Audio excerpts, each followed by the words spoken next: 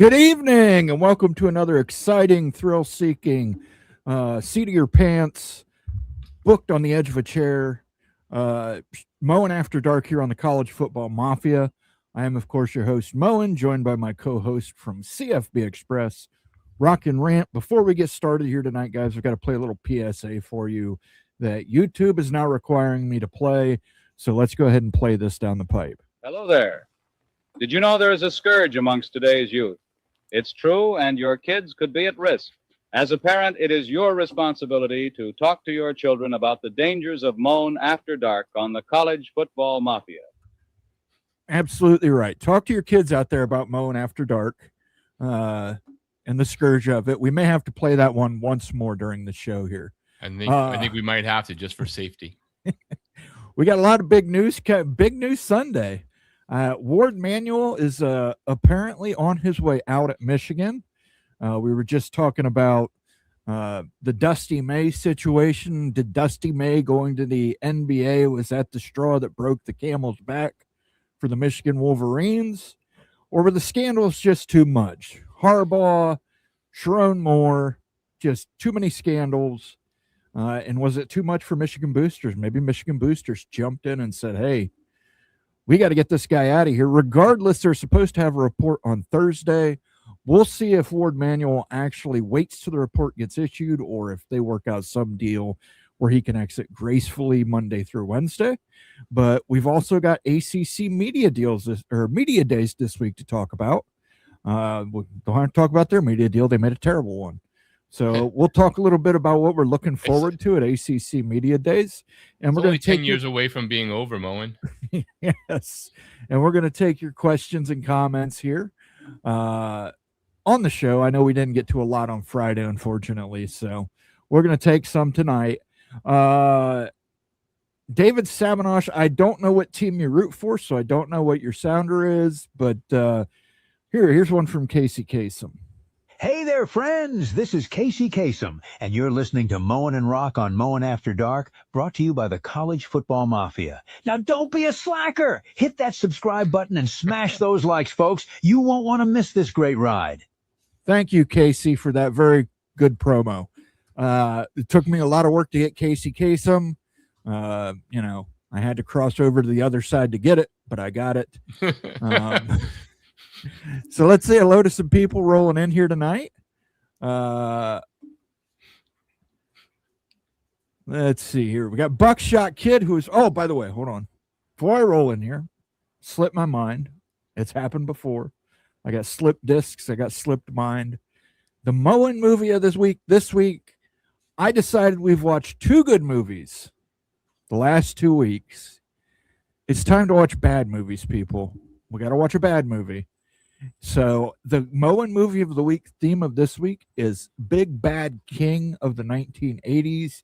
We took 4 of the worst rated or critically rated, fan rated Stephen King adaptation movies from the 1980s, including Maximum Overdrive, Firestarter, Children of the Corn, and Silver Bullet are your options for this week. Those are the 4 worst Stephen King adaptations of the 1980s. I don't want to skew the poll by telling you my favorite is Maximum Overdrive, but my favorite is Maximum Overdrive. I don't want to skew the poll other than to say that Maximum Overdrive, the best thing about it is the AC/DC song in Maximum Overdrive, which was actually one of their good songs, which is Who Made Who. Yes, that was the theme. Or to skew it that if we have a decisive vote this week for a movie that I think is like both bad and good at the same time, that I will do everything in my power to have a filter that makes me be able to do next week's episode completely as Malachi. Well, I'm pushing for Maximum Overdrive. Rock's pushing for Children of the Corn. Firestarter, Silver Bullet may not have a chance here. We'll see how it winds up. We'll end that poll before the show, but I wanted to get that out there. Now let's say hello to people. And first in the chat was Oh Hey Moen and Rock. Good to see you, Buckshot Kid. Outlaw Skies, 5th, go Buckeyes. We'll take it. Kaio187 says, I love how the ACC has been exposed. What I really want is for the ACC to be reformed like the Pac-12 this year. If schools want to leave, let them pay the buyout and announce it. Protection over. We'll talk about it. Believe me. Evil Badger Ryan Willie's here. He says, hi, CFM. I'm good to see you, Ryan. Hope you're having a good Sunday and had a good weekend. Daniel Gygax, who has a short drop-in tomorrow here on the channel. He says, hi, everyone. Did you make it back home, Daniel? Just let us know if you made it home safe. I know you had layovers. I know you were bouncing all around the country trying to get back. Bob Swanger says, hi, everyone. Good to see you, Bob. Stephen Pitts, the Arkansas Razorback. He's here. Skaven, yes, yes. Speaking of Children of the Corn, that's got to be Skaven, yes, yes. Favorite Stephen King movie. It must be. And I'm afraid, actually, we have to do Children of the Corn because I want to be afraid. Not because the movie's scary, because just think of what would happen with your Cobra Cat and Corn. That's right. He's got his own horror story going on with Corn. Or a love letter. I don't know. That's true. David Sabinosh says, good evening, Moan and Rock. Thank you, David Sabinosh. Manic Reactions is here. He says, hey, CFM. Hey, Manic Reactions. Glad to have you. Two Master here has got his drink. My cup is empty. I will refill it right now, and I'll get back to the intros. But while I'm doing that, Rock, what do you think about Ward Manuel apparently on his way out at the University of Michigan? I just, for some reason, I'm just going to go and beat the living hell out of our movie poll tonight. I'm just imagining the sequel remake of Children of the Corn, and Isaac is now played by Jim Harbaugh, and he says, Ward, they want you too. Ward, they want you too. It's about freaking time is what I think. I don't really understand what took this long because I had somebody in my mentions and my comments on a short I did about it earlier saying, LOL, laughed my ass off. He was so great. He won this. He won that. He won this. Michigan fans, I have a lot of respect for you, unlike Moen, who hates you and won't let you say anything, except for the ones who are on our channel. Do you think that Ward Manuel is the only athletic director at one of the premier schools in college sports that could have won titles and kept dignity for the program? So I don't really want to hear about what he won. I know 4 scandals without even having to Google it. The only thing I have to Google is the basketball scandal. So I think it's great, but why did it take this long? Why? I don't understand it. I agree with you. I think he probably should have been out on the balls of his ass with the Harbaugh thing went on. And then to hire Sharon Moore afterwards, after Moore broke a phone and threw it into a pond, excuse me, he deleted the 30 messages. He's the one who got so angry. He was so angry, he had to pick up his phone and delete 38 text messages. Connor Stallions is the one who broke the phone and threw it into a pond. And the scary thing is that those aren't, the Sharon Moore one is super bad for Sharon and one person in particular, but that's not even the worst one. The worst one under his watch is the data hacking invasion of the privacy of students. Yeah. That we haven't really heard a lot about that. I wonder where that went. Have to look into that. I know he was facing federal computer crimes. Two Master, by the way, I filled up my cup. This one's for you, buddy. Thanks for joining us. Elvin Gully is in. We've got 2 Arkansas Razorbacks in the house tonight. Manic Reaction says it's 5 o'clock. Do you know where your children are? Don't have any kids that I know of. Yeah. Father's Day is ambiguous at best for Moen. Mm-hmm. That's absolutely right. I've already had the discussion that some kid may walk up on my door someday and say, that's my dad. And he might be right. And if he's carrying a Mad Dog Blue, you'll know. Listen, the 20s were a little bit of a blur for me. But thanks for joining in, Manic Reactions. We do appreciate having you here. The notorious MDCT, Mama Duck Clemson Tigers in the house. She says, hello, everyone. Thank you for bringing that warm mama love over here, Mama Duck. We appreciate that. David Sabinosh says, where is my UVA sounder? He wants a UVA sounder. I don't know that I have a UVA sounder here. Let me see what I got that's close to it. How about this promo from our friend Betty White? Well, hello there. It's Betty White here, and you're tuned in to Moen and Rock on Moen After Dark, right here on the College Football Mafia. Grab your popcorn. It's about to get funnier than a cat in a bathtub. Thank you, Betty. We appreciate that. Since I was there seeing Casey, I said, let me get a hold of Betty White, too. He's aging down our show, aging it down. Celebrity filled show here. Mama Duck Clemson Tiger says, old school. Cavaliers, I will get a UVA sounder. You just have to let me know. I'll get it done for you, David Sabinosh. Don't worry. Just find one that doesn't get sued for copyright invasion. That's right. I still can't believe that. Stormy Cyclone says, hello, guys. Hot forecast in sight. Yeah, you're right, Stormy. And I've got to put together a 20-foot by 12-foot chicken run with metal roofing this week. It should be a blast. We'll see how much of that I actually get done. When are you expecting whatever heat wave you're getting? Because I think I might have even worse news for the rest of you. Tomorrow it's supposed to be in the high 80s and humid, which means real feel will probably put us up to the high 90s. Well, if weather travels east, which it often does, I know it also travels from north down south. Beware of later in this week, because I live very close to the ocean in Southern California, and there might be super hot temperatures elsewhere, but we never get text alerts about extreme heat warnings, and we're getting it for even being by the beach. So it means it's going to be Satan's ass hot in the valleys here.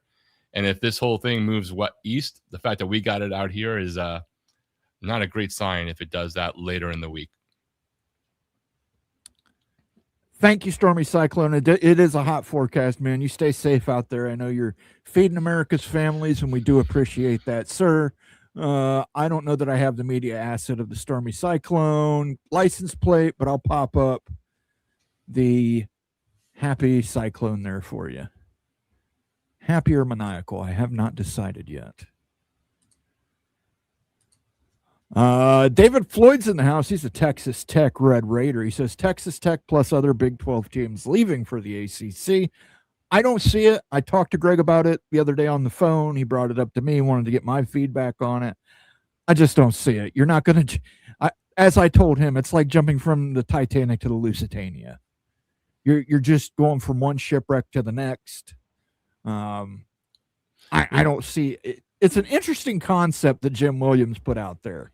Well, but the reality of it just doesn't fit. I think it's the only way. One, I don't think it's going to happen. Two, it would be an 8D chess move, because if you're Texas Tech and you do that, you still have to do an operating assumption that the brands might still leave, even if you're not finding a home somewhere else. The other brands might leave: Miami, Florida State, North Carolina, Clemson, whoever. Right? You still have to model that out. But there is one thing about it, Moen, potentially, right, is that if you're Texas Tech and you somehow got that in, and even if you got to only play those other schools in conference for whatever, a couple years, 3 years, whatever, I'm just playing this out, and then they left, well, then you're going to backfill, and now you could be one of the leading voices in that conference that to whatever day it dies, now you have a network. Yes, we know cord cutting's going, but it has slowed, and there will still be some pipeline. And then you might be able to help choose an ability to maybe go poach even from your former conference, the ones that you dislike the least, to bring over, depending upon how deep a purge went. But that said, I also don't know that the ACC members are particularly excited about having another, even if not directly, even if they didn't actually file the lawsuit,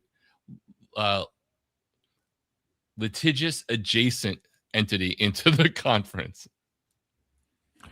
Yeah, they may not take kindly to that. And as I told to Greg, the nerds in the ACC may not like a Texas Tech. The nerd board, or the nerd faction of the ACC, might say no way to Texas Tech. And as I told Greg, if Texas Tech really wanted to do something like that, just go independent. Schedule as many big-time games as you can. Pay for as many big-time games as you can. Cody Campbell's going to have to step up and pay that media money, since they wouldn't be receiving much media money. But correct. If you want Texas Tech on the map, listen, Oregon did the same thing starting in the 90s, man. They'd schedule everybody they could as an out-of-conference opponent. They would play in East Coast time zones, got the brand established. So Jay Chapman is here. He says, Osio. I don't know how to pronounce that, Jay. Everybody, that's Cherokee for hello. Well, hello to you, too. Buckshot Kid says, that's what I voted for. Mama Duck Clemson Tiger says, husband agrees. The other guy Gak says, I'm back in California. Glad to hear it that you made it back home, Daniel. Thanks for letting me know. And I will get that short worked on for tomorrow. Numbskull News is in the house. He says, giving that silver bullet. He wants silver bullet. Does he know it's not a beer? Yeah, I don't know if he knows that exactly.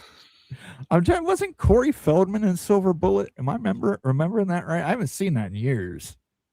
I do not remember. I don't remember. The post and pre and post drug version of Corey Feldman. Yeah, I just remember him melting the silver down for the bullets. Let's find out. Illini Ted, being from Illinois, the concept of Children of the Corn scared the crap out of me. Corey Haim is in Silver Bullet. Corey Haim. Excuse me. I got my Corey. The other drug-induced Corey that was friends with the other drug and who looks scarily like Gary Busey, who I don't think is actually on drugs, but might as well be. He was on drugs for a long time, but then he got better and he got hooked on rehab. So I definitely need to get some Gary Busey sounders for the board because he's just batshit crazy. Skaven yes says nope. Fire starter, so he's not taking Children of the Corn.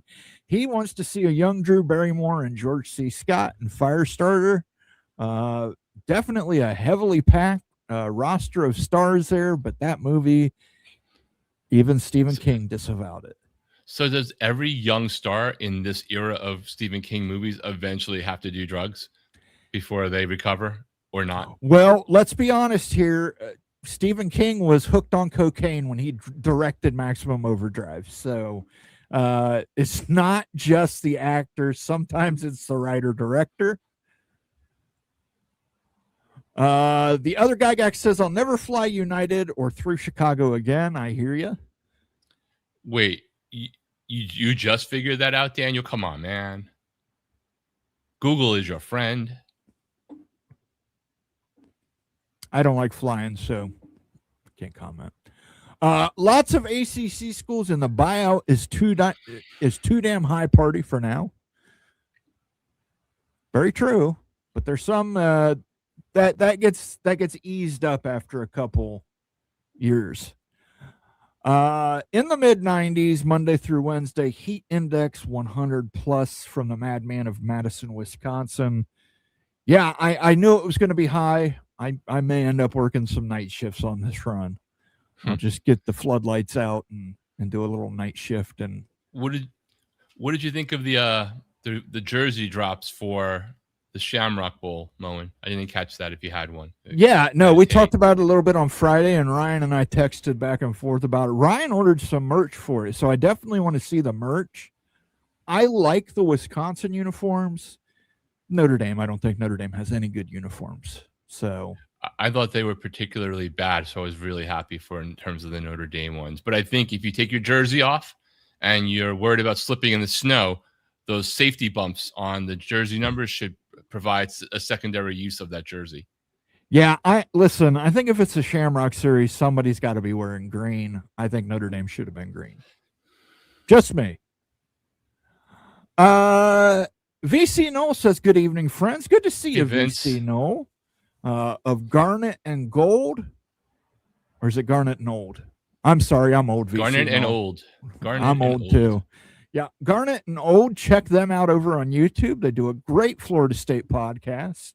If you're trying to catch up on Seminole news, ACC outlooks, you want to tune in for Vince and see what he's got for you. I highly recommend it. I don't know what to do when I see an FSU guy and it's not starting off with old dad giving us an update on the countdown to the end of the Mike Norvell era. Yes, tour going away. What is the coincidence? Maximum Overdrive was just showing on my YouTube to watch. Yeah, you can probably find a lot of these on YouTube for free. to watch with ads, or you can find them on Tubi. There's a service called Howdy. I think it's like $4.99 a month. It's just older movies. They got some good stuff on there. We like to watch Howdy. BYU football says Maximum Overdrive with AC/DC music is a classic. Yeah, the soundtrack is awesome. Cannot speak enough about the soundtrack for that movie. Let me see here. Who else we got coming in here this evening? We got Kenneth Maynor, the Pirate Gator. He's still rocking the looked-in profile pic. He says, good evening, folks. Thanks for stopping in, Kenneth. We appreciate that. Got a couple super chats here. Got a few super chats here. Dot Gibb, big money boosters in SEC and Florida, Georgia, Tennessee confirm in an SEC breakaway that both Virginia Tech and NCSU are considered as part. SEC doesn't live in a cave, aware of Board of Governors. Yeah, Dot Gibb and I have talked about this. I made a video on Thursday for members only, talked about the potential or the angle that North Carolina and Virginia could just leave and try and deal with the Board of Governors at a later date, same way UCLA did. So it'll be interesting to see. I don't know if it gets that far, but if it gets that far, I think it's a question of when it gets that far. Does it get to that point yet, or do they try and wait for, 2028, 2029? Right. I like all movies that start with a W as a them. Examples: Werewolf, War, and Women. There you go. So Makes he's life voting simple. Thank you, Stormy Cyclone. You're voting for Silver Bullet. Let's give some sounders out here. We had a sounder for last week's movie. It was the Royal Tenenbaums, and I thought this just fit the sports motif a little better. I'll talk some jive. I'll talk some jive like you never heard. Royal Tenenbaum, talking jive. Thank you, Kenneth Maynor, for your super chat. Thank you, Stormy Cyclone, for your super chat. Again, for those that hadn't joined us earlier, we do have a PSA that YouTube is now requiring us to play over the air on our broadcast. This is mandate from Google, Alphabet, YouTube. We have to do this. Hello there.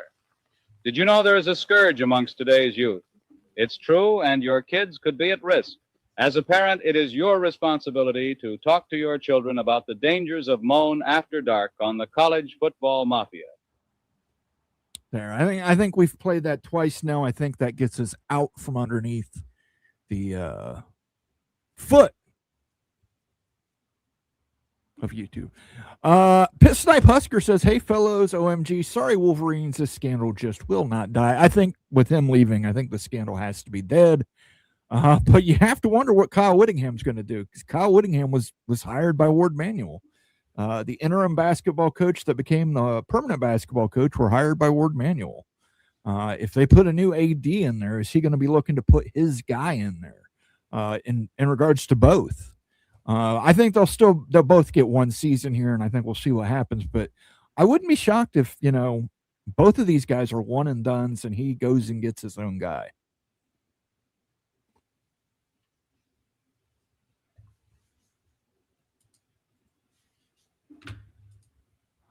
What did Michigan men's basketball reduce their team for 1 year? They were just absurdly taller and more athletic than anyone else, as attorney showed, and their head coach left. That's very interesting. You're right. Their head coach left, and we were talking about it just briefly before the show. Their head coach refused an NBA job to stay at Michigan, got a raise, took a raise, and then left for an NBA job. So I don't know if this is playing into the Ward Manuel firing, if they're saying, hey, you couldn't hang on to this guy. This guy was, good in the transfer portal, a good coach. The kids loved him. He was able to get good kids out of the transfer portal, bring a national title to the school, and you can't hold on to him. What's the problem here? I think it's interesting to see that if that was just the decision, right? You'd like to hope that it was because they finally got enough of the scandal ridden, even if successful, athletic department under Ward Manuel's watch. I mean, I'm just glad to not see him anymore. We'll never have to worry about seeing him being the spokesperson for the college football playoff, which was also a disaster a couple of years ago, if I recall correctly. Mona and Rant, thoughts on Greg's speculation on Texas Tech leaving the Big 12. Interesting discussion yesterday on PATC. Yeah, you might have been a little late, Kenneth. Greg had called me about that before he did his show to get my opinion on it. It's an interesting what if, but it's not a plausible what if, in my opinion. Yeah, I don't see it. Though Greg is now being, I'm sure, widely quoted out of context as if he didn't say this is complete and total what if speculation, no information. Because, well, I mean, he can just delete it later. That's the thing to do. Talk out your ass and then delete it later. Very good, Moen. You're a celebrity. No, you know who's a celebrity, Mama Duck, Clemson Tiger? Listen Arnold up, Schwarzenegger. My friends, it's your buddy, Arnold Schwarzenegger. You're tuned in to Moen and Rock on Moen After Dark, fueled by the college football mafia. So don't be a wuss. Hit that subscribe button and crank up those likes, or you miss out on the epic action. Let's go. Thank you, Arnold, for that beautiful station ID. We appreciate that. That's celebrity, Mama Duck, Clemson Tiger, former movie star, former governor, former everything, former Mr. Olympia, Arnold Schwarzenegger, giving us a station ID here on the channel. We do appreciate you, Arnold. And don't forget, the Arnold Classic comes back to Columbus early next year. Impressive, Arnold. He's a uniter, not a divider. I'm a uniter, not a divider. Get to the chopper. Buckshot Kid says it's funny on Friday's show. I mentioned that the Notre Dame runs the ACC, and now apparently Texas Tech is talking with Notre Dame to get into the ACC. What's up with that? Whose catchphrase was that? Moen. What's up with that? I don't know whose catchphrase that was. I also think that fictions on college message boards are a dangerous thing to believe. Shout out War Chant. Okay, I'm going to say rerun from Good Times. But I'm not sure. I'm not sure. That's different like strokes. No. What you're talking about, Willis. That's what you're talking about, Willis. This is what's up with that? That's got to be Good Times. I'm saying rerun from Good Times, but I'm like only like a 30% on that. So you'll have to let me know, Buckshot Kid. Don't leave people hanging on trivia. I hate when people do that. Thank you for the comment, Buckshot Kid. We do appreciate it. Whoops, I already hit that one. Make sure I get the latest one. Let chat populate here. Evil Badger, $2. Marlee Matlin was hot. Yeah, I like Marlee Matlin. She was a good actress too, won an Oscar. And she was a good sport when Family Guy made fun of her. I don't know if you've ever seen the clip of her walking out on stage and calling Alex Borstein a fat cunt, but it was very funny. I think, I liked her. I was a fan. I was a fan. She had a show that went for a while. I think it might have went into syndication. Thank you for the super chat. Okay. Excuse me. Hold on here. I accidentally tried to print the show. Thank you for that super chat, Ryan Willie. We'll get off these promos here. But speaking of which, Family Guy, maybe we won't get off these promos. Hey there, folks. It's your pal, Peter Griffin, and you're tuned in to Moen and Rock on Moen After Dark, right here on the College Football Mafia. So grab your snacks and get ready for a wild ride, because it's about to get real. Thank you, Peter Griffin, and thank you for that super chat, Evil Badger 72. When I crossed over to the other side, I also crossed over to the animation side, just so people are aware. There you go. Man, there's a lot of celebrities on the other side doing cameo. It's not on the list, but Sleepwalkers. I think Sleepwalkers came out in 1990 or 1991. Or I don't think it's Skinwalkers, isn't it? With the cat people. Yeah, I think that was a 90s movie. Let's see. Is some Justin Spiro a reliable source? He's claiming on X the decision has already been made for Michigan to move on from Ward Manuel. Yes, despite what other people believe, Justin Spiro is a reliable source.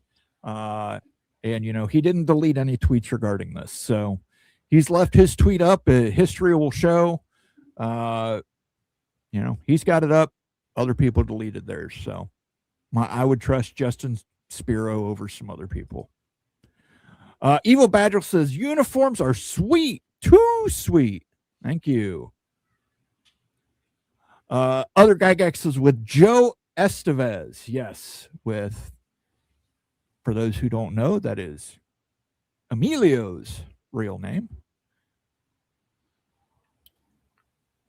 Numbskull News, right? Who was the song made for that film? But I think they did the entire soundtrack, correct? Yeah, but it was a lot of compilation old stuff as well. Yeah, it's still I think good. that was the only original song. Yeah, it was still AC/DC.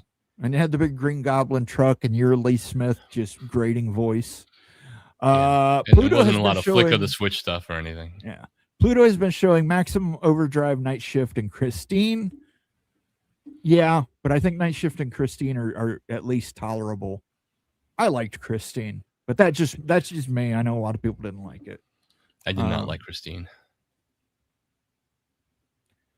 Stormy Cyclone says, "Hey Daniel." The Eye Patch 11, good to see you, bud. I haven't seen you around here before. Make sure you give us a like and a subscribe. I mean, we've heard from Casey Kasem tonight, Arnold Schwarzenegger, Betty White, Peter Griffin. Who knows who we're going to hear from next here? Hit that like button, give it a like and a subscribe. If only you had a Joey Ramone sounder right now for Pet Sematary, which was the Ramone song. Yeah, don't get me on. You're going to get me on a rant here. Rock and rant. It's my name. The show was What's Happening, Moen. What's happening? Hey. Okay. You're right. JJ Walker was on Good Times. What's Happening had rerun on it. I apologize. And Raj. I apologize. It was not from Good Times. It's What's Happening. Thanks you for the super chat, Ryan Willie. We do appreciate that. Oh, let's see who we got here. Yep, Chicago's airports suck. I think we can all agree on that. If teams don't want to schedule tech for various reasons, will they sue? They can't sue. I mean, it's free association. You don't listen, if their conference teams said we don't want to schedule tech, then they could probably have a lawsuit, but you can't force an out-of-conference team to schedule you. I do feel bad for tech fans and at sometimes, right? And because they didn't do any of this, but this week with the whole ESPN FPI annual outrage about it, and then there was posts about how Texas Tech has the 74th hardest schedule out of, which basically means the worst out of the P4 in some way. It's even worse than the most worst. It's unfair, right? Because they have no control over the fact that the Big 12 schedule they got does not have BYU and Utah on, and they had some Power 4 matchups out of conference that teams backed out on. So they're taking some daggers from people about their strength of schedule when Power 4 teams backed out of conference games that could have added some weight this year, and they have absolutely zero control over BYU and Utah not being on their actual conference schedule this year. Yeah, speaking of ESPN, don't listen to what ESPN says. They are bought whole and wholesale. They're down with the SEC. They want SEC on everything. The only man you should listen to at ESPN is Stephen A. Smith. Ladies and gentlemen, this is ESPN's Stephen A. Smith. You are officially tuned in to Moen and Rock on Moen After Dark, courtesy of the College Football Mafia. Now, let me be clear. Don't be a coward. Smash that subscribe button and pump up those likes, or you will miss the excitement. Thank you, Stephen A. Smith. We do appreciate your patronage here at the College Football Mafia. Do you have like manic order, not disorder, but manic order, and you just like did 96 of these in like 1 3-hour batch? Yeah, well, I mean, you guys keep setting them up. I'm not setting them up. If you guys keep setting them up, I'm going to keep playing them. How do you set up stuff you don't know exist? Gary Busey is Uncle Red. Let's go. I just love the sayings he has. It's like in the middle of the word if, it's like he's like Dennis Hopper from Apocalypse Now. He's got all these rehab 12-step program sayings that he just blurts out there. If you want to see a really funny YouTube clip, just Google Meatloaf Gary Busey. The Eye Patch 11 says, go Utes. Creep Show better than Maximum Overdrive. Well, yeah, we're trying to get the bad movies. Numbskull News, you probably haven't tuned in the last 2 weeks or haven't caught up. We had 2 good movies. We did The Wicker Man, the 1973 version. We did the Royal Tenenbaums last week. We were doing Wes Anderson films. Prior was Twist films. So we've had 2 good films, man. I can't just keep allowing Moen's movie of the week to be good films. It has to be like my hero Fritz the Night Owl would play on WBNS. Pit Snipe Husker said our elementary school janitor lived at Homestead, Nebraska, Stephen King's homestead. It's one house and the remnants of a train station. Sacrifice him to the corn god. Two Master says a quick strike doesn't happen. It's going to all depend on what these ACC schools do. If the SEC just decides at the end of the year they're breaking away and they're taking 4 or 6 ACC schools, it's going to happen. The Big Ten's not just going to leave the schools they want out there. No, I don't think so. I think you're that's my everything all at once, slowly everything all at once theory. iPatch says, and Pet Sematary, yeah, but we're not including good Stephen King movies. And the original Pet Sematary was good with Fred Gwynn and that creepy little kid. Whoa. Stormy Cyclone confirms he voted for Silver Bullet. Right now, Children of the Corn's in the lead, Stormy Cyclone. You may have to convince some of these people that there's a farmer not to pick Children of the Corn. The eye patch says Salem's Lot. Salem's Lot was in 1979, I believe. That's a 70s one. And Salem's Lot wasn't terrible. It wasn't very great either. I mean, most Stephen King movies are not great when they were actual horror movies. His best movies are when they're not. That's true. Most Stephen King movies are good if they're just like his short stories and the director gets a little more helm on. Like Shawshank Redemption's a great movie that's a Stephen King novella. The Mist is that's a horror movie. The Mist is a fantastic horror thriller that's written by Stephen King, but the director actually changed it. But yeah, usually the Stephen King movies, The Green Mile, the Stephen King movies that are not horror tend to be good. I don't know why that is, but they do tend to be good. Doesn't Christine have the actor from Back to School in it? Isn't that the same kid? I don't know. I don't remember the kid from Back to School. I was too busy watching Rodney. No respect. Maybe Rodney will drop in and make a promo for Moen and Rock on Moen After Dark. You never at least know. I've seen him in person before. Really? You got to see. Did you see his balls? I saw him in the robe. It was at the Comedy Store one night in LA. And it was just one of those crazy nights where we just went. There was no marquee. It was just like the lineup. And for whatever reason, it was one after another of comedy legends. Like Bob Saget was there. And they were just coming in. Somebody came on to test 2 jokes. He came in, walked in, was on for 15 minutes, and walked off. He was testing new material, and we just happened to be there. So wait, when did you see him in the robe? Freaking, this is whatever, decades ago. Okay, but he didn't do his performance in the robe. No, he was there. He was in a freaking robe. I mean, they get pants on, but he was definitely not like dressed to impress. Yeah, if you don't know the story, just Google Rodney Dangerfield's balls. It was a tradition for stand-up comics to get to see Rodney's balls. Manic Reaction says Surgeon General's Warring Moan After Dark is highly addictive. That's the way we like it. Mick Stevens, who's a TCU fan, by the way, says nobody is talking to Texas. They are toxic. He's talking about Texas Tech, excuse me. Embrace. Please your forgive villain me. role. All hail to the Hypnotoad. Hypnotoad. All glory to the Hypnotoad. Pit Snipe Husker said we had a dozen old cars packed into our shelter belt and a few hanging off the riverbank just because that's what folks used to do.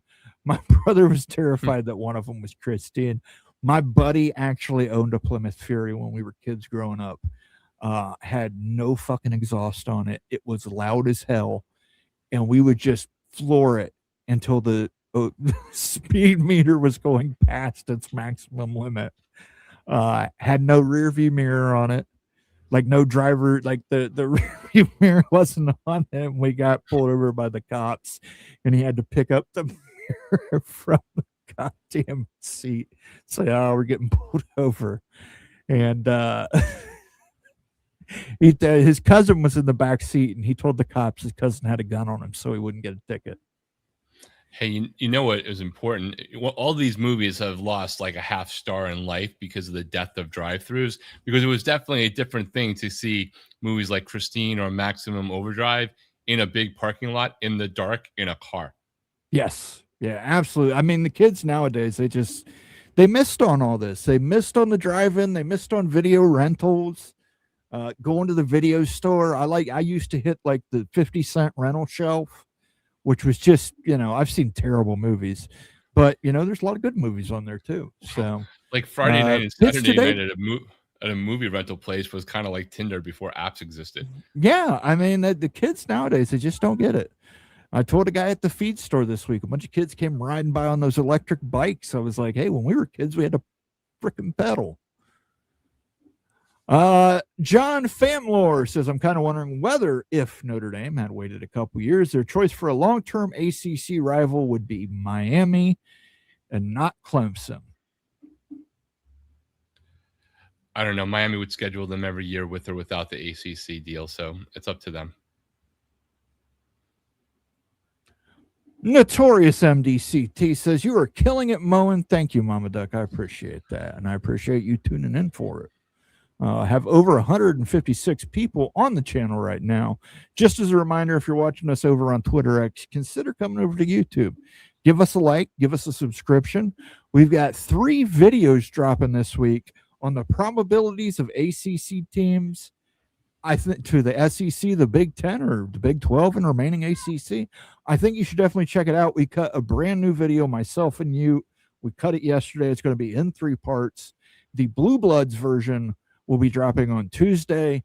Definitely check that out before you watch Nate's stream on Tuesday. And despite what you're watching tonight, we generally are talking about college football mostly.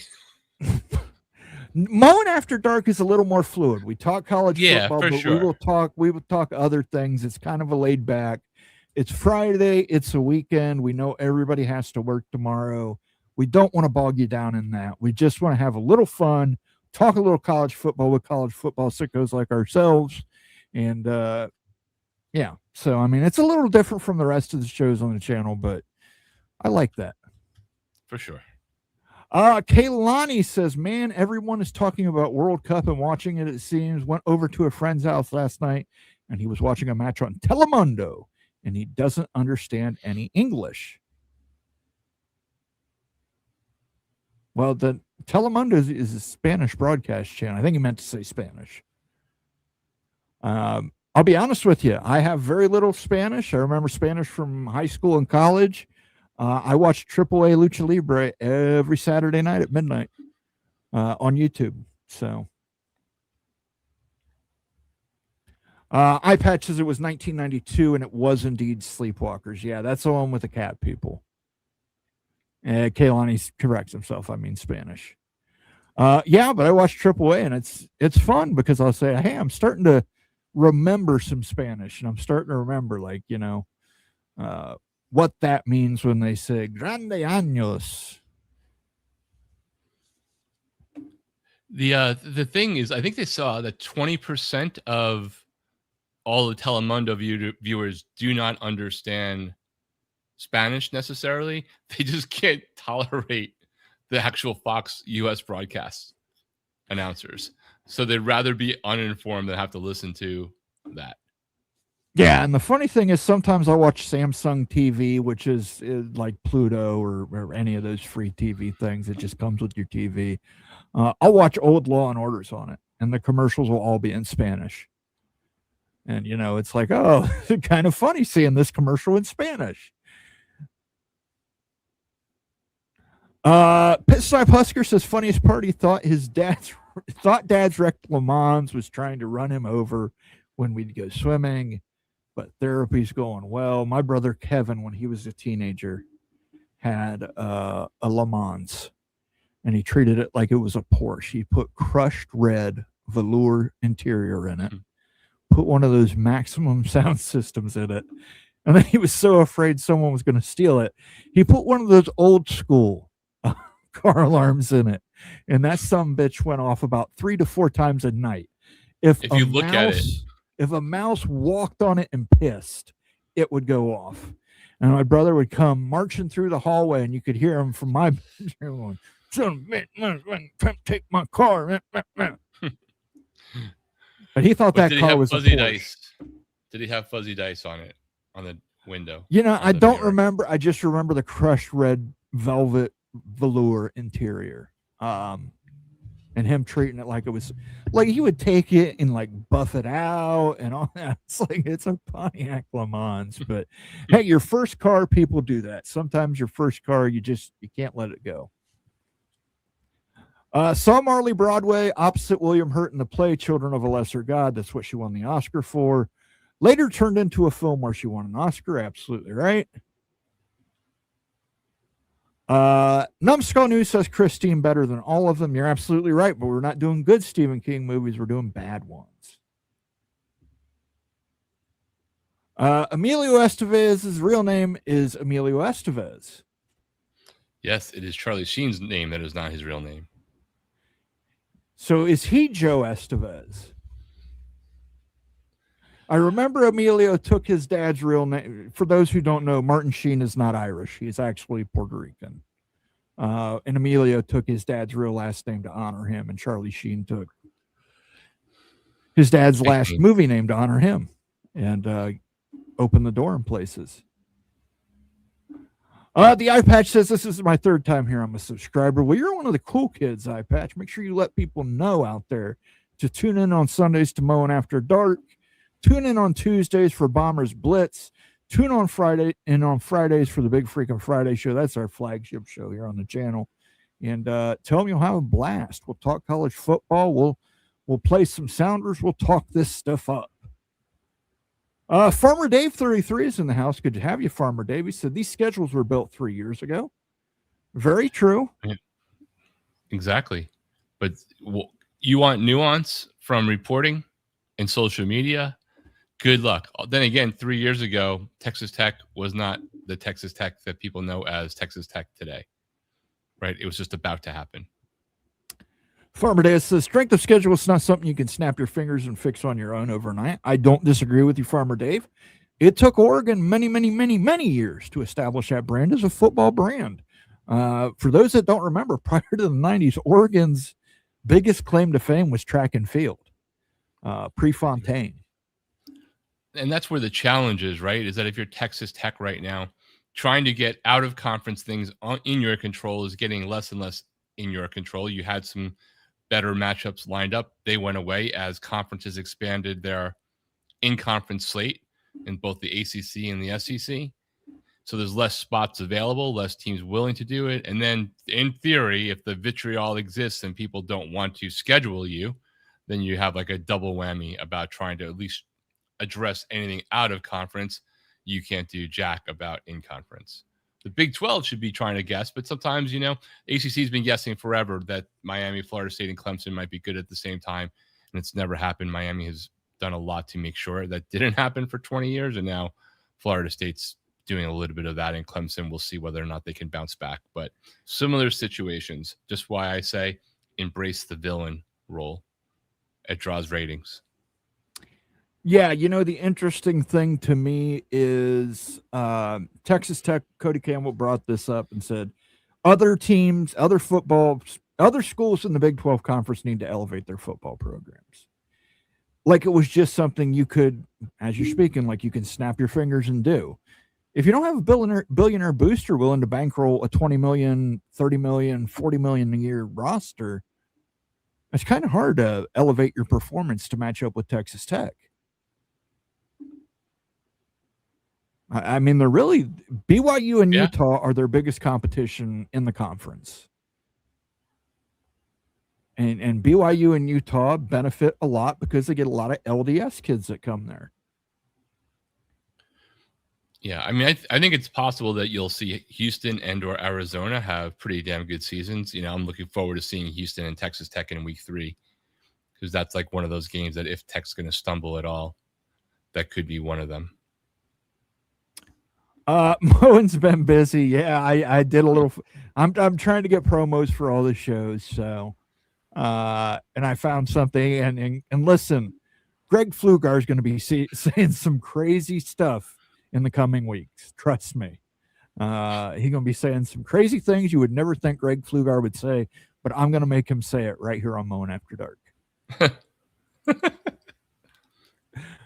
Kaylani says, listening to Stephen A. Smith talk about soccer and hockey is like listening to Britney Spears discuss thermodynamics. Hey, I love crazy Britney dancing with knives. Give me more of it. Makes me what feel I really normal. What I really enjoy about people was when they try to figure out how to strategically play all sides of an issue depending upon the day so they could say that they're, coming from it unbiased as opposed to having actually nothing you believe in. Yeah, it's one of those things where it's like, you got to take the conservatorship away from her. It's not fair to force her to take these mental health prescriptions. And then like they do that. And then she's like on Instagram dancing with knives and spinning around and getting married and divorced again. And it's like, even with the changes in CFB, I still don't think we get a realistic idea of strength of schedule until week 6 or 7 every year. It's still cyclical. Not entirely, but a lot. I agree with you, but there are some consistent programs you can always grab. Oregon did it a couple years ago with Georgia, and Georgia blew them off the field. But you know what? It got Oregon some major exposure out there. And that Oregon team came back the next year, and they were ready to go. Indeed. Even back in the 2000s, on Pardon the Interruption, I couldn't stand Stephen A. Smith. I had a period where I liked him, and now it's just like nails on a chalkboard for me personally. Pit Snipe Husker says the Pet Cemetery South Park episode was great. You're absolutely right. I hit you up on that road. Or maybe it was that road. He was also in the Milkman episode. If you guys don't know who we're talking about, check out South Park Insecurity and Butter's very own episode. They made a character that looks just like Fred Gwynn and talks just like Fred Gwynn in Pet Cemetery. Yeah. Well, buries this. They don't say dead. Don't bury anything now. The eye patch says SEC has 16 of the toughest strength of schedule out of 20 per ESPN FPI. Yeah, the ESPN FPI, I think part of that is they want to leverage the AP top 25. I think they want Ohio State, Texas to be number 1 and number 2 this year. They want another number 1, number 2 matchup in prime time. The FPI, though, I do think it gets a little bit of grief, and I've taken my shots at it, right? But if you take out the fact that when you put it conference against conference, it really doesn't look great when you have those numbers coming up, and people will argue strength of schedule, self-fulfilling prophecy within the SEC. But if you just go down and break it down by the conference measure and you compare it to the Vegas book odds right now, it's pretty damn close, man. The orders are pretty damn close for the Big Ten, the SEC, the ACC, and the Big 12. So it just looks really sketchy when, I don't think the FPI would freak people out that much if the ESPN announcers and crew and the media around them weren't so clearly leaning one direction later if it was a standalone thing, but now it fits into the narrative right or wrong, especially once you get out of the top 12. Because I'm sorry, I could almost, that Florida was ranked at number 18 exactly in the FPI last year too. Yeah, I don't put much stock in the FPI, especially when you look at it at the end of the season. You got Big Ten teams dominating SEC teams, but early season FPI, you've got so many SEC teams in there, it's not funny. So, yeah. Numbskull News says Shining was classic. And you know what? Stephen King hated Stanley Kubrick's version of The Shining. Absolutely hated it. But you're right, it's a masterpiece. 1980. Especially if there's a documentary, I think it's called Room 227, that talks about all the conspiracies surrounding Stanley Kubrick and the filming of The Shining. Everything from him making a political statement on how Native Americans were treated, and him acknowledging he faked the Apollo 11 moon landing.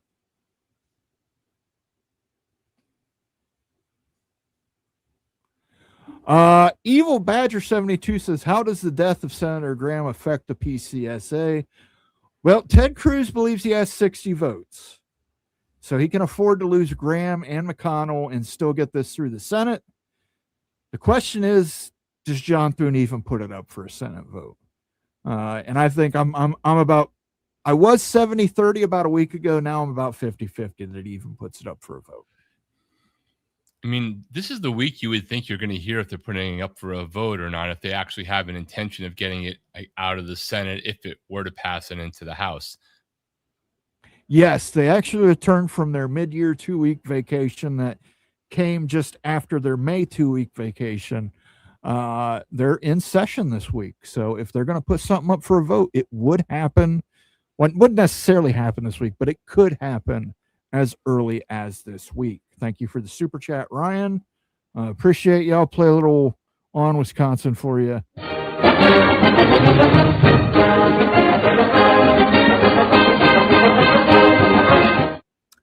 And the Numbskull News has become a YouTube member. He is now a wise guy. Remember, we updated the membership options on our channel.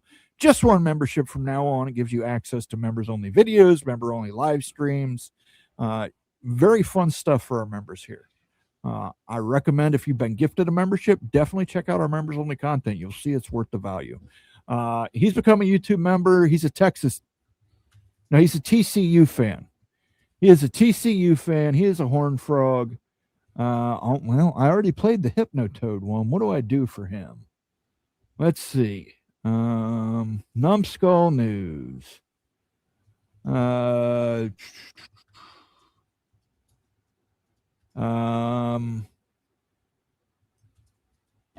Children, what have I told you about drugs? That there's a time and a place for everything, and it's called college. That's right.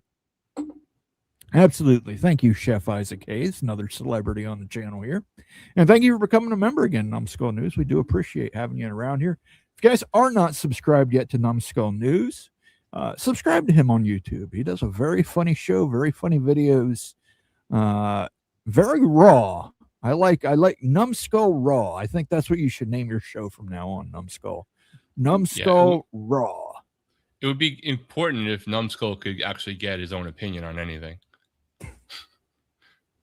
That was a shot fired by Rock, not Mo. I was being sarcastic. I mean, like, Jesus, like, Numbskull got no filter. He's gonna say what he thinks. That's the freaking best part about it, man. There was nothing within that.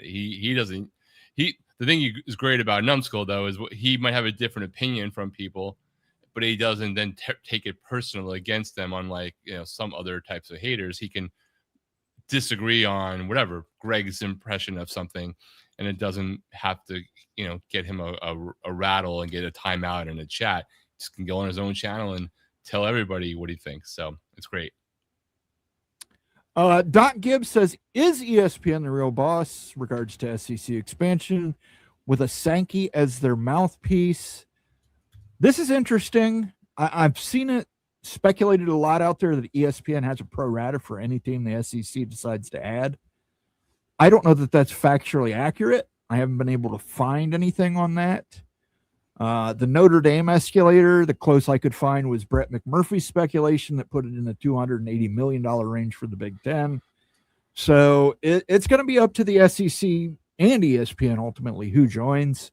But I don't know. Is ESPN happy getting cheap content from ACC?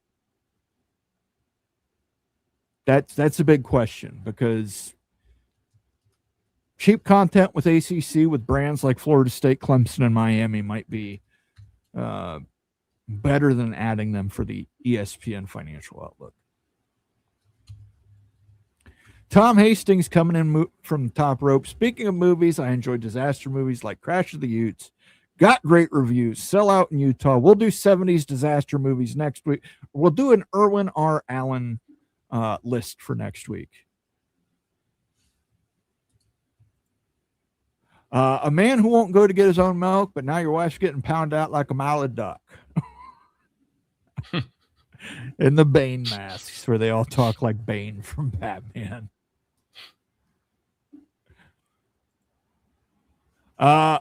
John Falmore. Thanks for joining us, John. I appreciate that. Oregon started off a season playing LSU in Jerry Jones' place in 2011, back when LSU was a juggernaut. Yeah, Oregon put themselves out there, and they took some whoopings. But they put themselves on the center stage, and, you know, that's the exposure you want. And even if you have to pay somebody more and go to their place to take the ass whipping, exposure's good. Greed, for lack of a better word, is good. Ohio State and Texas are the two best teams in football. We'll play each other twice this year. That's from College Ball with Beans. I heard that last year. Yeah, and that's true. But they did play one time last year, and Ohio State won, and that's, you know. But they were not the best two teams in football, is what I mean. Yeah, no. Clearly, Indiana and some other school were the best teams in football. Yeah, it's so nice to have the freshest victory over Moen despite not having the national title, because now I can just change the date that it matters. You know, it's like you have a really great session with your wife or girlfriend one day, and then it's like the next day, if you don't get it, you're fine with it. I won a national championship 2 years ago. After coming off a loss to our hated rival, I was screaming Fire Ryan Day. And they came out there and just dominated the field in that playoff run. So I could live with a loss to Miami in the playoffs.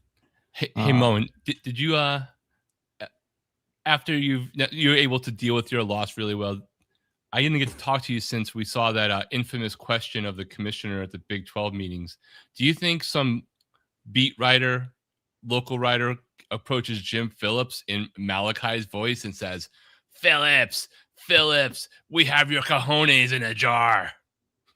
Yeah, it's going to be really interesting to hear Jim Phillips on ACC Media Days.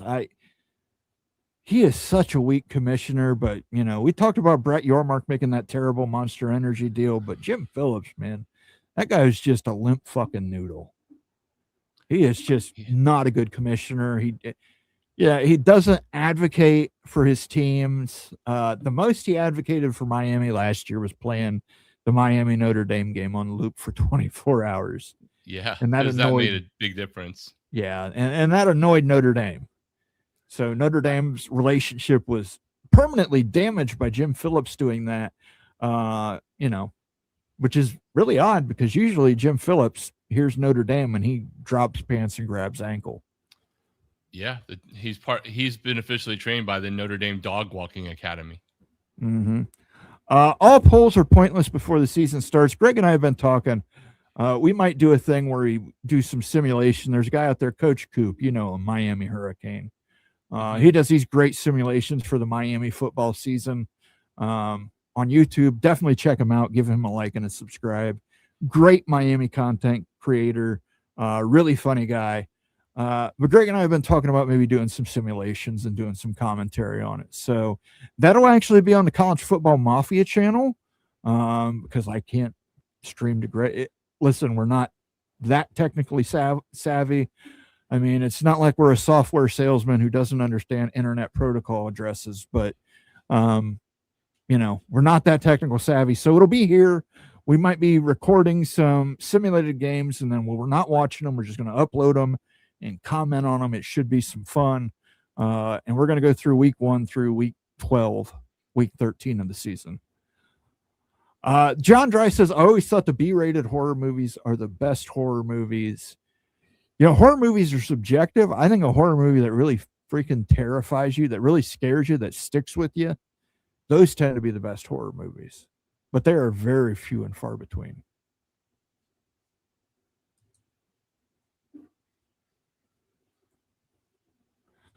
Numbskull News says, great Shining documentary. Yeah. I think it's room 227. I might be wrong on the room number, but I think it's room 227. Really great. It just explores all these conspiracy.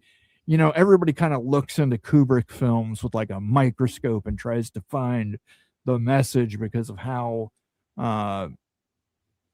some people would say insane that director was.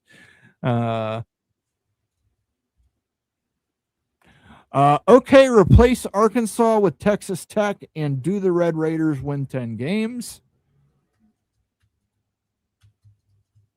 I don't know. Great question.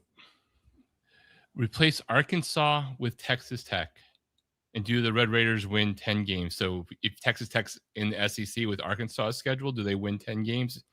I don't think that they would win 10 games. I don't think they would be 3-9 either. And just a reminder, we throw elbows at each other, but they're all in good fun. You can be disagreeable.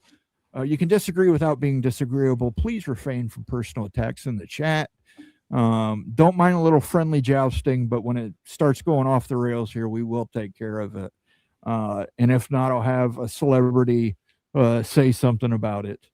You know, we do have high-priced lawyers. Witnesses, precedent, and a paper trail a mile long. Yes, well, I have 10 high-priced lawyers.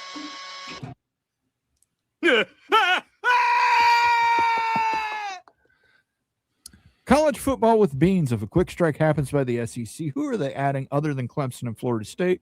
Or is that it for now? Well, the rumor is, depending on who you believe and what you hear coming out there, it's UVA and North Carolina. And then there's a possibility that they could just overpass all the government BS and take Virginia Tech and North Carolina State with that.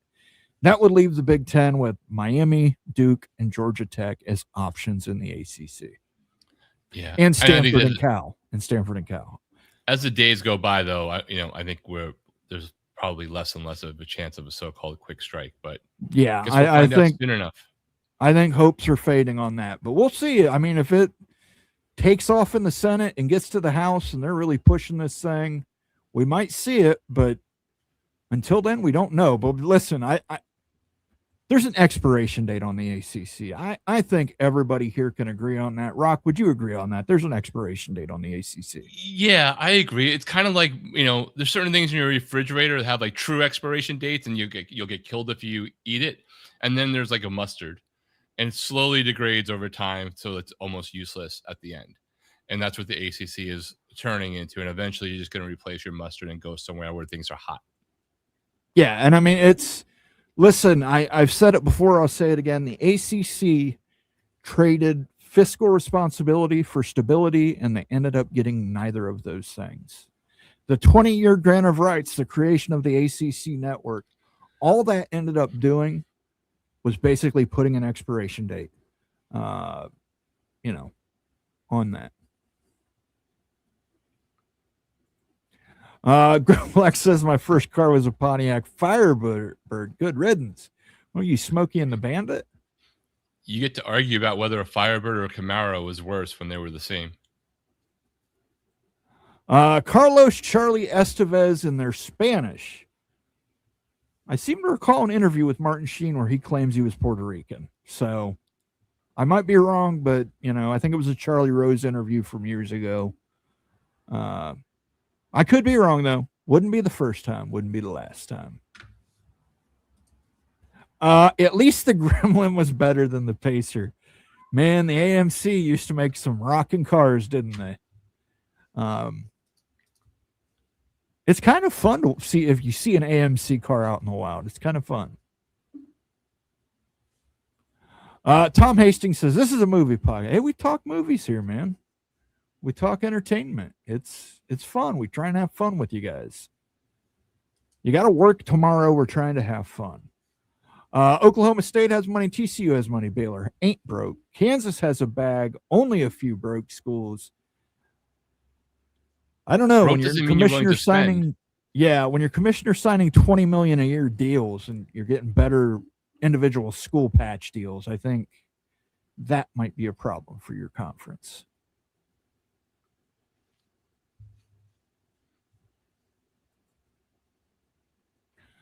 I told Greg yesterday he's lost his mind.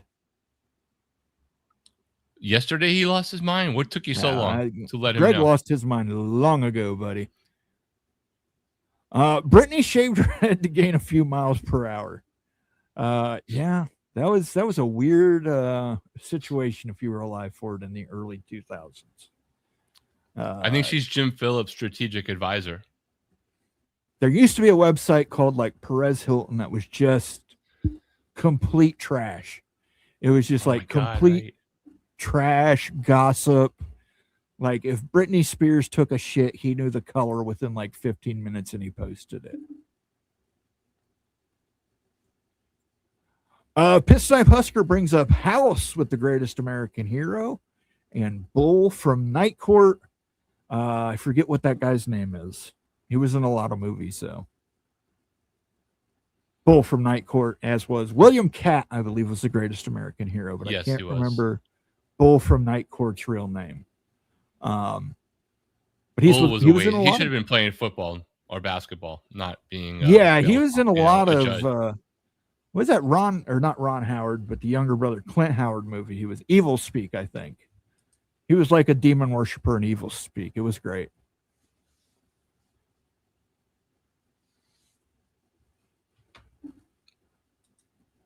Let me get through this personal attack nonsense.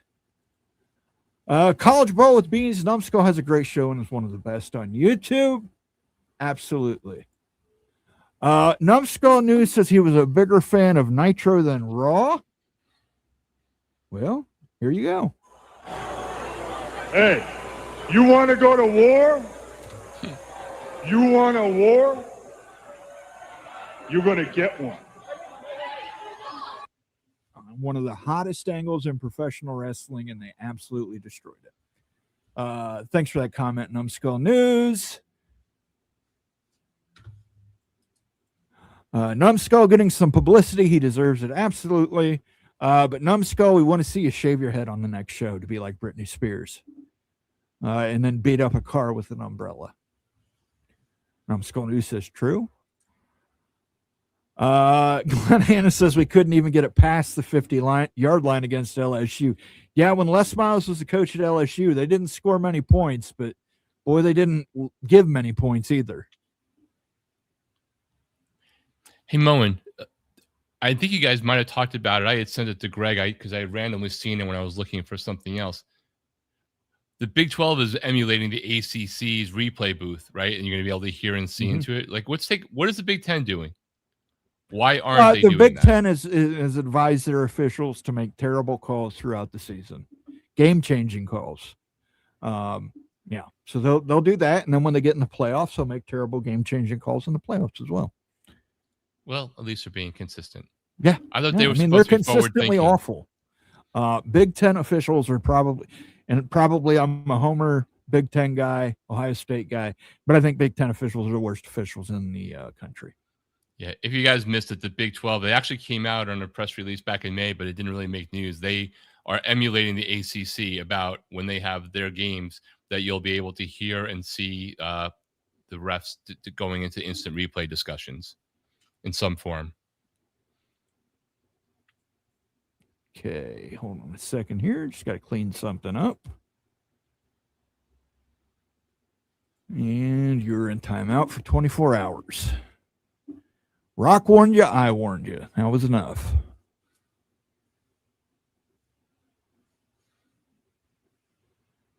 Let's see here. Big Ten fans love some Notre Dame. Yogi Buck, it's a team we love to hate.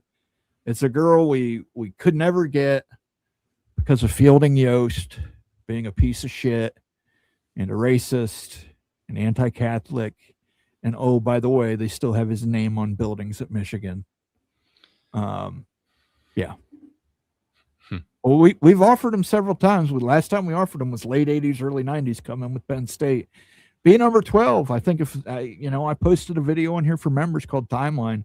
I think if anybody had, if that had happened, I think there would be a lot more conferences today. I don't think we would be where we're at.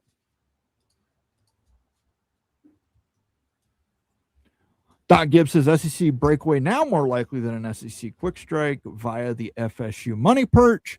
Again, Doc Gibb, I say this with all due respect. I kind of be wary of what money perches tell you because they're told things by their university to keep them donating. So they're given the most positive outlook on things.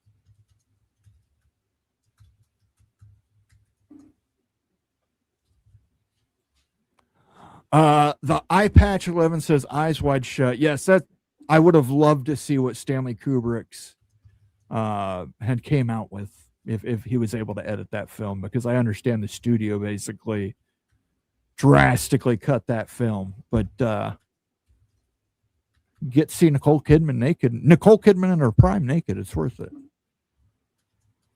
And just remember, there is no second password. It's always the first password.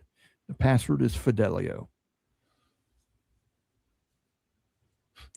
Shonsky says, my first new car was a Honda CRX. It reminds him, Pacer was the Garthmobile. That's absolutely right. With the red lace licorice dispenser on the roof or on the ceiling of the car. Nobody loves Pacers more than, besides Garth, than Queen, for all the royalty checks they got from that song cranking out loud. House was in 85. Okay, but it's not on our list. Stephen pitched GI3. No, my sister had a Pinto that I borrowed to go to a drive-in movie. It didn't have enough power to make it over the humps. You remember that when you would go into the drive-in and they would have speed bumps there to kind of slow you down. I'll never forget when I was a teenager, my girlfriend at the time lived in Columbus and we went to a drive-in.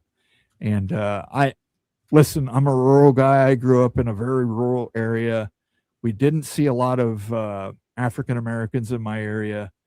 She took me to a drive-in in Columbus, and it was heavily African American, and it was a fantastic time. I mean, they were cooking barbecue, and it was fantastic. I love it. I wish the drive-ins would come back.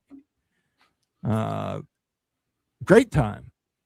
And we went there several times after that. It was great. They had a Taco Bell right there at the drive-in, and you go through the Taco Bell and you go see your movie, and then they have a double feature. You don't need any beans near a Pinto, man. Those things would blow up on their own. We get a little, lipstick on the dipstick by the time of the second movie, and then you'd be home before the third movie. So.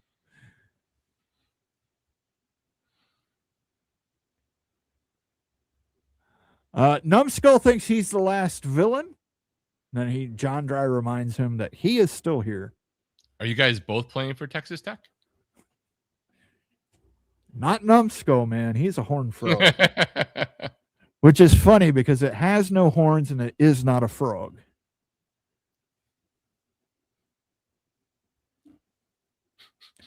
Yogi Buck says they are sometimes told, schools and conferences want told. Sure.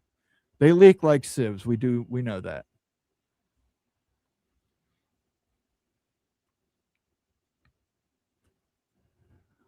There's a little more to Eyes Wide. Yeah, there's a lot of people nude in Eyes Wide Shut. But I mean, if you read the whole story, as hell, despite that. Yeah, if you read the story of what the studio did to cut that film, it was not what Stanley Kubrick wanted to put out there. It's like, I understand it's a Stanley Kubrick film, and you can still see some Stanley Kubrick filmmaking in there, but that's not the cut Stanley wanted. Yeah, Stanley Kubrick movies, like, they're either good or they're just painful to get through. Greg gives his money perch contacts credibility. Notice I said Greg's contacts. Yeah, my only money perch contact just wants to know what's happening at Ohio State. So I want to know what's happening. You don't know anybody. You don't know anybody, Mo. That's true. That's right. Please don't shatter the myth. Mm-hmm.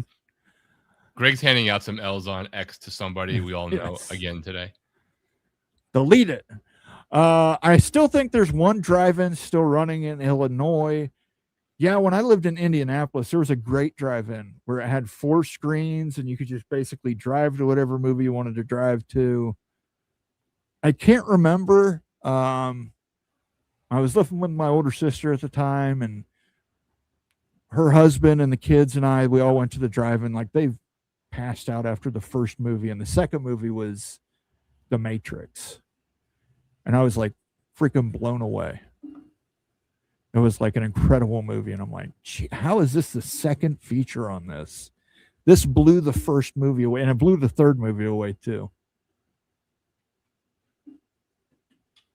Can't imagine seeing Matrix, though, the first one, without having like great speakers around in a theater. I'm sure you probably had it was probably the car era when it was coming through your radio, not the box, but maybe it was the box. It was the radio at that time. It's been the radio from like the early or late 90s to early 2000s. They moved it to the radio. But yeah, I even remember the time when I was a kid where you had to take the box off the pole, put it in your window, and then sometimes the box didn't work and you'd have to find a new spot with a new box. And then people would drive away with the box on their window and break their window out. It happened quite a bit. Horned frogs are real. I'm not denying that horned frogs are real, but they do not have true horns and they are not frogs, sir. Taxonomy be damned. He thinks they're horned frogs. We'll get to one last question here, and then we're going to do our last call tonight. If you have not done so yet, consider giving a like and a subscribe to the channel. We would appreciate that very much. Here we go. Casey Kasem will take us. Hey there, friends. This is Casey Kasem, and you're listening to Mowing and Rock on Mowing After Dark, brought to you by the College Football Mafia. Now, don't be a slacker. Hit that subscribe button and smash those likes, folks. You won't want to miss this great ride. Thank you for that, Casey Kasem. We do appreciate that. Let me get the last comment off here from Hummus Hero. Thanks for joining us, Hummus Hero, tonight. Remember, there's a little like and subscribe and notification bell. And also, why don't you tell us what you got coming up on CFB Express this week, Rock? Yeah, for sure. Well, I just dropped one thing in the chat, which is actually I was on College Football with Sam, in case you guys have ever seen that channel. Nice, covers a lot of Big Ten and a bunch of national stuff, more metrics related. It's kind enough to do a video on both of ours. So I'm over there. I just dropped the link in the chat and talking about the Canes, and tomorrow he will be in a video on my channel looking at the Big Ten, as well as a little bit of Miami side, and then dropped another in this realignment, insanity, what if kind of zone as well. So if you're bored after this, hit those 2 links in the chat and come on over. Obviously, these guys will be cranking out stuff this week. I'm looking forward to seeing what Jim Phillips doesn't say. Just like we saw, like the best part about the Big 12 media days was what Brett Yormark didn't say. I'm trying to figure out what brand sponsorship he's not going to bring to the table that we can then all mock for getting nothing done. So it should be an interesting week before the big boys do their media days the week that follows.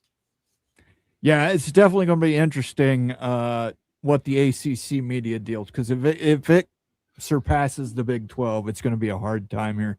By the way, the poll is over. Rock, you have won. This is one of our closest polls ever for a Moen movie of the week. Children of the Corn. Moen. We will have a he wants you to. We will have a Children of the Corn sounder on here next week. Because that one, Children of the Corn came at 33. Silver Bullet came in at 30. Maximum Overdrive at 22, Firestarter at 15, 67 total votes. Thank you for voting on that. I don't know where you can find Children of the Corn. I'm sure it's on many streaming platforms. I'm sure it's on Tubi. I'm sure it's on YouTube. Cat was not here today.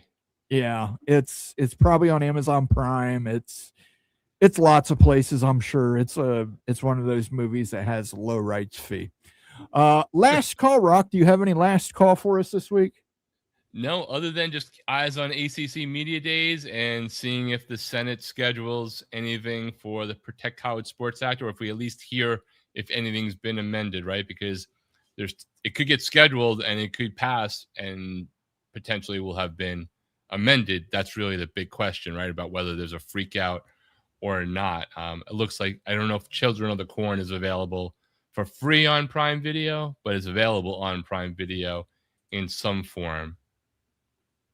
Yeah, it's and included if you're with on Prime. It's Yeah, if included you're with on- Prime, apparently. Yeah, okay. So if you're on Prime Video and you don't have Prime Video, you can also look at other ways. A lot of them have 7-day free trials. Just sign up for the trial and then immediately cancel the trial. And then you've got that channel for 7 days. Watch all the good content they have over 7 days, and you're fine.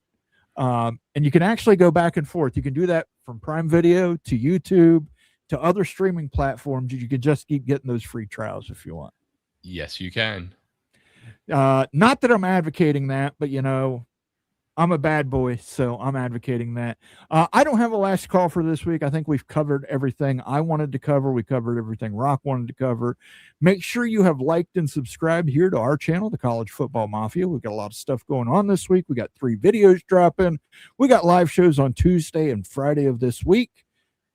Make sure you tune in and subscribe to CFB Express on YouTube. That's Rock's channel. See all the stuff and collaborations he's doing, all that fun stuff. And Jacober Cat has come in here with the last minute super chat. And I'm plugging of the plugging of the corn for me. Jacober Cat, man, I just don't know. I don't know. You're either a madman or a genius. I don't know. He actually should have been the subject of a Stanley Kubrick movie. Actually, I think we might need to make a PSA for Jacober Cat. Hello there. Did you know there is a scourge amongst today's youth? It's true, and your kids could be at risk. As a parent, it is your responsibility to talk to your children about the dangers of Moan After Dark on the College Football Mafia.